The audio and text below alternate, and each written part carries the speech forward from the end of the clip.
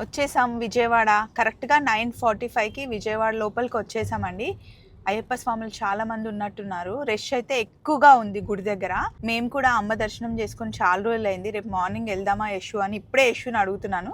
రేపు మార్నింగ్ అయినా ఎల్లుండి మార్నింగ్ అయినా వెళ్దాం పప్పు, చాలా రోజులైంది నాకు అమ్మని చూడాలనిపిస్తుంది అని అంటుంది యశు. చూడండి విజయవాడ. నేను నిజంగా ఇక్కడ పుట్టలేదు, ఇక్కడ పెరగలేదు.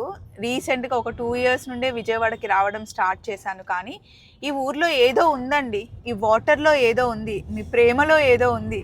నిజంగా ఇలా లాగుతూనే ఉంటుంది ఎప్పుడెప్పుడు విజయవాడకి రావాలా అని.